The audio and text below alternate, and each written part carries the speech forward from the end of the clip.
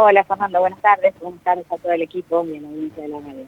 Bueno, me imagino que sí piden informes porque básicamente actualizar el cuadro de situación. Lo último que ustedes saben respecto de la situación de la mina, ¿cuál es?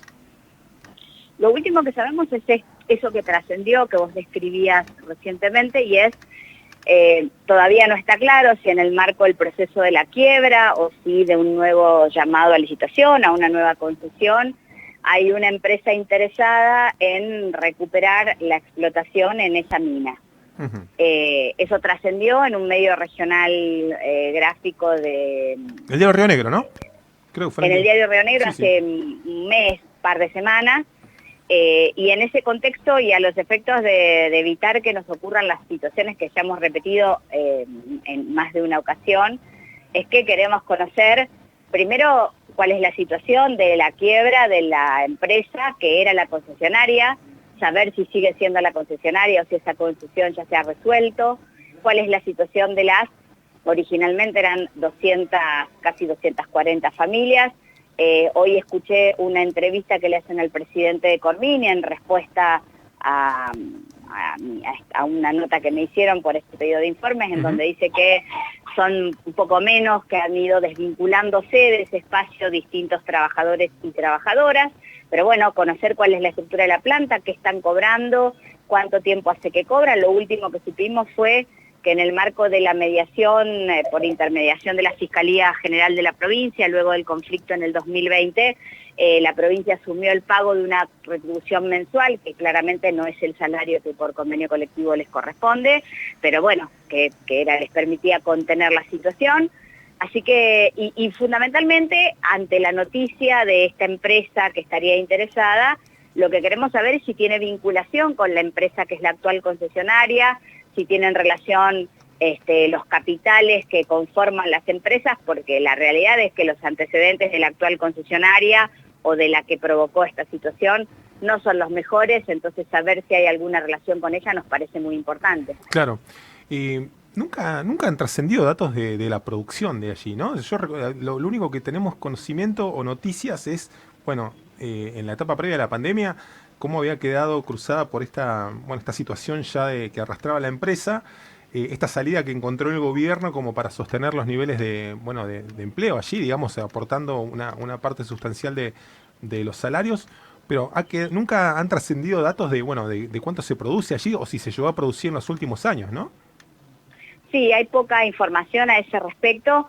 La verdad es que los empleados hasta el 2000, hasta en realidad el 2018, dan cuenta de una empresa que tenía actividad, de muchos volúmenes de material que se trasladaban, así como se extraían, se exportaban a Chile. Es parte de las observaciones o de los cuestionamientos que había al modelo de explotación allí. No hay ningún proceso de agregado de valor ni en origen, digo, allí en Andacollo, ni en agregado de valor aquí nacional, así como se extraían esas cantidades enormes de tierra y de material, se cargaban en camiones y se exportaban a Chile. Y hasta el 98, como te decía, los trabajadores y las trabajadoras dan cuenta de grandes volúmenes de actividad sin que, como vos decís, hayan trascendido números. Claro. Luego, del 2018 hasta el 20, se estuvo absolutamente paralizada y es lo que en parte provocó la situación de crisis que explotó con el traslado de los trabajadores de Andacollo a Neuquén y los cortes de ruta y demás, bueno, que fue lo último público que conocimos. Soledad, te cambio de tema para hablar un poco, bueno, está vinculado a esta cuestión productiva de Neuquén también.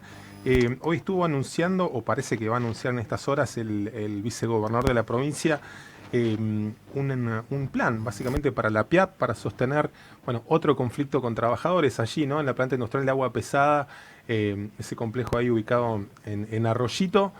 Se estuvieron expresando, hubo unos momentos de tensión entre, bueno, el Estado neuquino y el gobierno nacional, la Secretaría de Energía, la Comisión Nacional de Energía Atómica respecto al futuro de la PIAP. Bueno, esto de que pudiera ser un bastión o un lugar donde se pudiera agregar valor al gas de vaca muerta a través del hidrógeno azul o algún otro tipo de emprendimientos. ¿Cuál es la posición del bloque o el tuyo en particular respecto a una iniciativa en este sentido? ¿Lo están hablando con autoridades nacionales también? ¿Qué nos podés contar respecto de tu mirada sobre eso? ya te contesto, pero no quiero dejar de señalar algo respecto de lo de Cormine. Y en relación a lo de la mina de Andacollo, hay un dato que no es menor y son las responsabilidades de Cormine. El conflicto que explota en el año 2020 desnuda que además de no tener datos respecto de los niveles de producción, ni del volumen, ni de lo que en la economía regional eso significaba, también dejó en evidencia que Cormine no había exigido la constitución del Fondo de Garantía que la ley exige a los efectos de concesionar por ese plazo y en esas condiciones la empresa, y por ello la provincia ha quedado en una situación de tanta indefensión respecto de los incumplimientos y el desempeño de la empresa. Lo quería señalar porque es un conflicto que tiene concausalidades y no es solo la indolencia de la empresa la que ha llevado a toda esa... a los trabajadores, a la actividad del sector, a esa situación. ¿Un fondo de garantía, disculpen la interrupción, un fondo de garantía que tenía que constituir el Estado o la empresa? No, la empresa tenía que constituir una garantía de reparo frente a estas situaciones, ¿no? En aquel momento se había cuantificado en cerca de $1 millón cuando fue la discusión del 2020 y de eso nos enteramos cuando todo explotó y cuando ya la provincia está verificando créditos en una quiebra, ¿no? Entonces... Claro. Hay una concausalidad en las cosas que pasan en la provincia y lo señalo porque viene a cuento de mi respuesta a tu pregunta posterior. La verdad que no conocemos en detalle esto que vos me contás. Sí, por supuesto estamos siguiendo los anuncios. También el vicegobernador ha anunciado que va a presentar un proyecto a los efectos de que se pueda generar un proceso de agregado de valor a la producción de hidrocarburos aquí en la región, y para lo cual se va a crear aparentemente, según trasciende, un fondo de inversiones para el desarrollo de esas actividades. Entonces, sin conocer en detalle, la verdad que no te puedo contar qué nos parece, lo que sí te puedo dar mi impresión desde la política, ¿no? Sí. A mí me sorprende absolutamente escuchar las declaraciones de estos funcionarios que con una ajeneidad extraordinaria a la realidad de la provincia nos dicen que les sorprende que en esta provincia nunca se haya dispuesto ningún mecanismo de estos para generar procesos de agregado de valor, o descubren ahora el conflicto de la PIAP.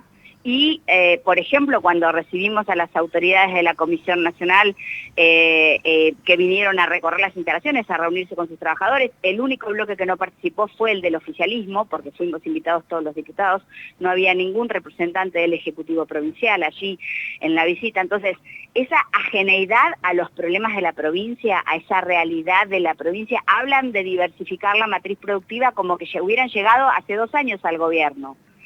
Y la verdad es que todo eso sería bueno si formara parte de una autocrítica diciendo, bueno, hasta aquí llegamos así, este tiempo se termina para la política y para la matriz productiva de la provincia y empieza este nuevo tiempo. Ahora, hacer anuncios responsabilizando a los gobiernos centrales de lo que en la provincia no pasó, una provincia que gobiernan ininterrumpidamente ellos hace más de 60 años, la verdad es que es sorprendente. No me sorprende de Cosman, que tiene una geneidad de la política absoluta, es decir, hace 5 años, ¿quién lo conocía a Cosman, además de como un técnico del Banco de la Provincia del Neuquén? Nadie. Está claro que su ajeneidad al proyecto político de la provincia es total, pero lo podría disimular al momento de presentar sus discursos como precandidato a gobernador, eso está claro.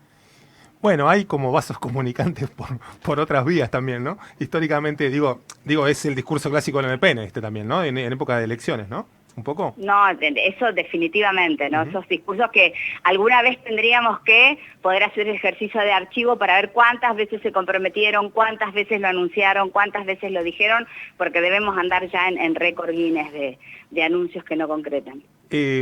¿Alguna novedad, algún tipo de información que tengas respecto del gasoducto? Digo, estuvo anunciando días atrás la licitación en ARSA, ¿no? Esto de, bueno, la firma de la concesión de las tuberías.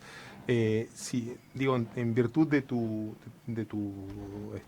participación política, digo, en la legislatura o el contacto que tengas con Buenos Aires, si sabes algo respecto de la otra licitación, digo, de la obra, ¿para cuándo estaría programándose? Digo, ahora que hablamos del gas también de Vaca Muerta.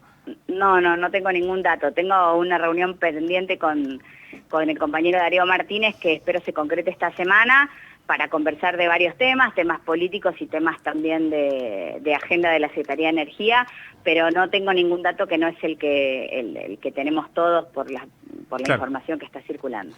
decís reunión política, bueno, es ineludible hablar de lo que se viene. ¿Cómo están planteándose con el tema de las candidaturas?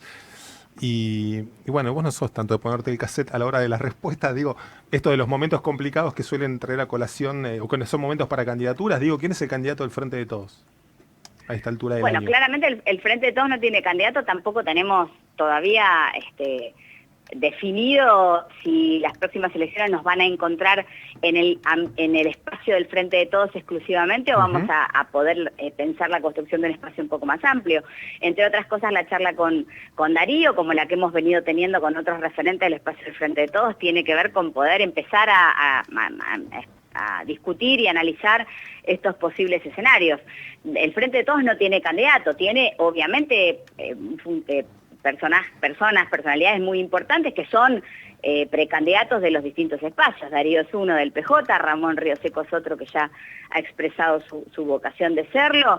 Estamos desde los distintos espacios pensando proponer distintas candidaturas para la discusión también, así que no tenemos candidato, tenemos muchos precandidatos, compañeros y compañeras que entendemos son muy valiosos para un proyecto político de provincia distinto que queremos proponerle a los neuquinos y a las neuquinas, pero estamos en ese momento de decidir con quiénes nos vamos a sentar a charlar y qué propuesta vamos a hacer, así que todavía no, esas definiciones no las tenemos. Bien.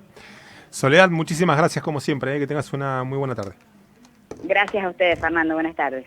Buenas tardes.